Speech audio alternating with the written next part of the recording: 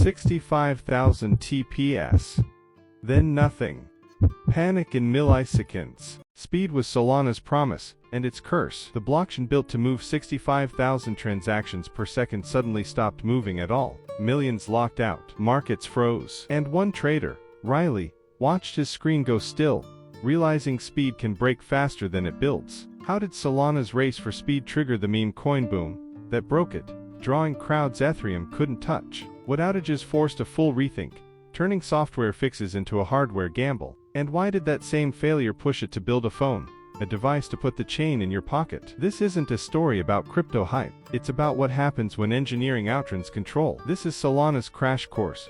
One trader steps through the stops and starts. It began in March 2020. Anatoly Yakovenko released a paper that sounded almost impossible, a blockchain that could timestamp every block before consensus. He called it proof of history. Validators wouldn't need to check each other constantly.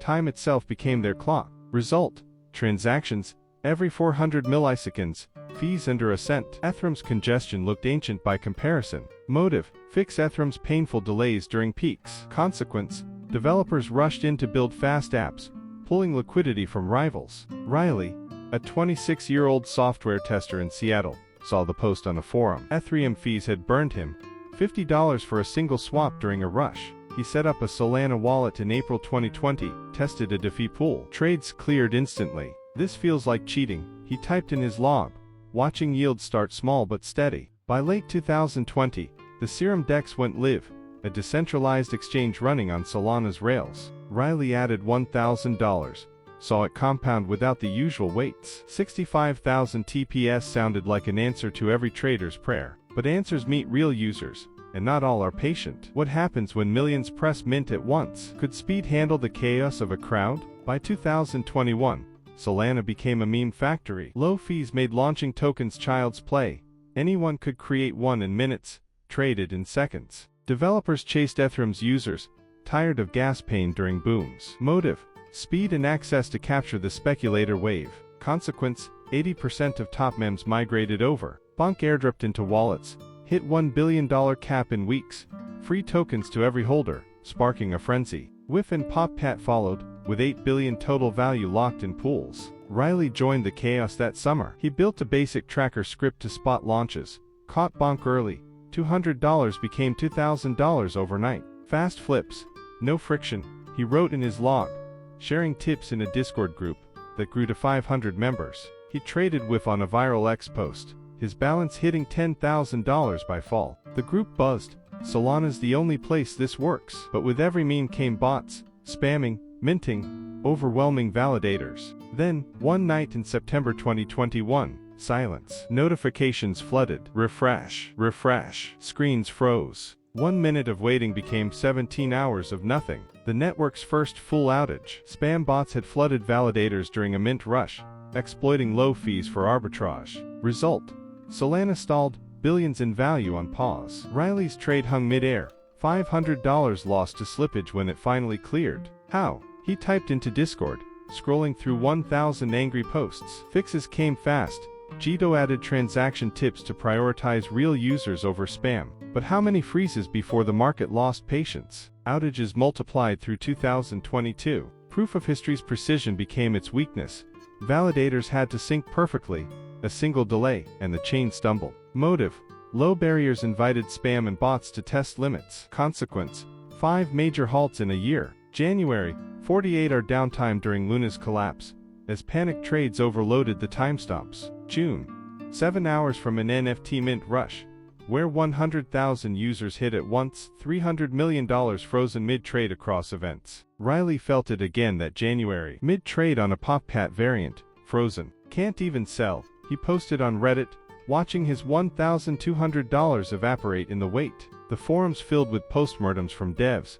Sync issues under load. QUIC protocol upgrades promise smoother data flow between nodes. Firedancer, a new client from Jump Trading, teased better resilience in tests. Riley tested during a short halt in April.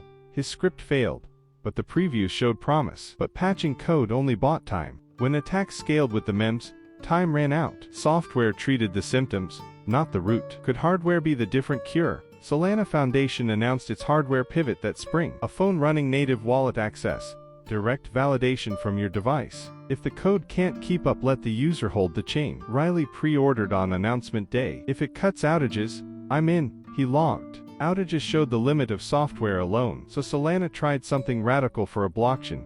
It built hardware. The Saga phone wasn't just another gadget. It ran its own node, stored your keys locally, and connected directly to the chain. A fix born from failure. If servers choke, phones could share the load and validate locally. Motive: give users control to bypass central bottlenecks. Consequence: Saga launched April 2023, a $1,000 device with built-in Seed Vault and dApp Store. Early sales dragged, until the Bonk airdrop hit.